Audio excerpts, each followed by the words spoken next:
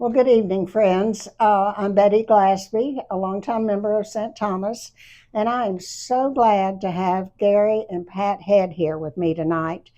I'll have to say, Gary has been here before I came as a member, and we've so enjoyed Pat with their relationship together. And so I feel really thankful. I don't want to say too much, but Gary I think he's the oldest member at St. Thomas, or at least has been coming here longer. Well, I've been coming there since 69, 68 or 69. Okay. Uh-huh.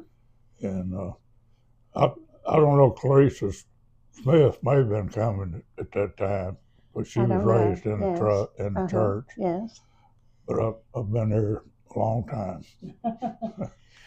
Well, were you always an Episcopalian, or did you join? No, I was raised in the Disciples of Christ Church. Okay. And then when did you become an Episcopalian? About 69. In that period is when you joined the church.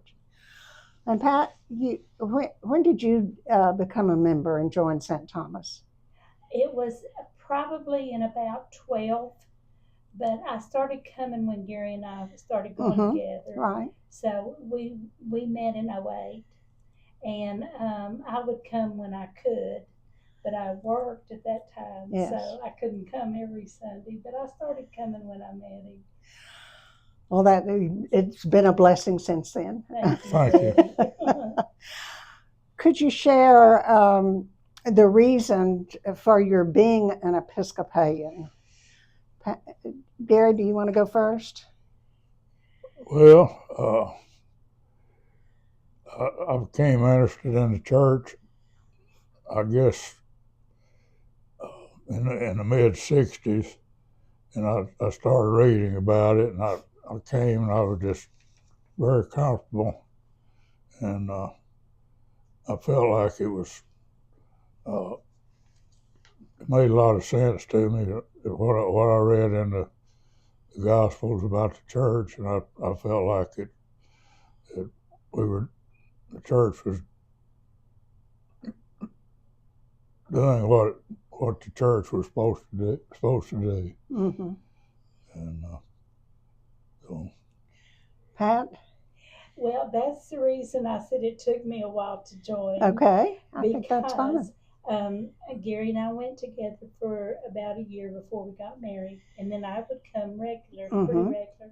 But I really drug my feet because I had been raised differently. Yes. And to me, it was a very big learning experience.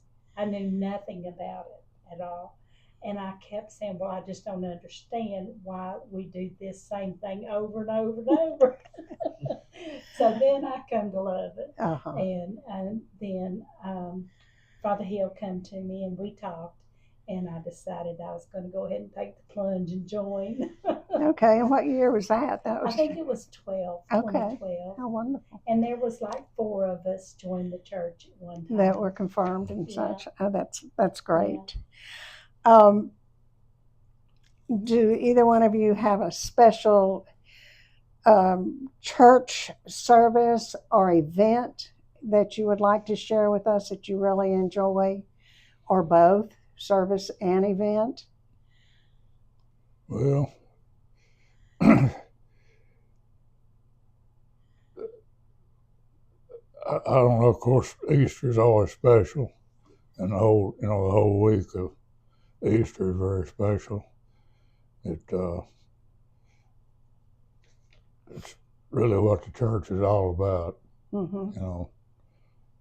But and the Holy Week and all of the leading up to the Easter. Right. Uh-huh.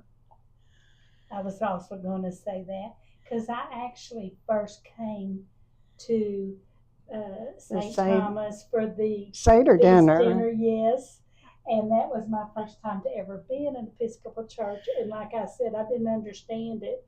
I didn't understand why we were doing this, Well, and then he had to do a lot of explaining. When you came, and it's the first time I met you, Pat. That's right. You were so gracious and sweet. You were not. I'm not. But it was the Seder dinner and the Last Supper, and that can be confusing if you're not but once you get used to it, It's it's beautiful. part of our getting ready for Yeah. for Easter now, and It it's is. it's a very enjoyable It's for most of very, it, and meaningful. it really touches your heart too. Mm-hmm. You feel like you're living it Yes. somewhat, and it's really emotional. Yeah.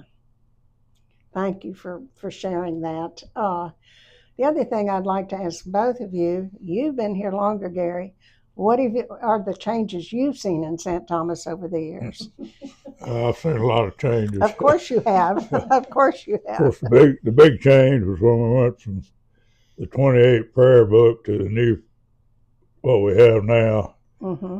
and it didn't happen overnight. It happened over years, Yes. and there was Different.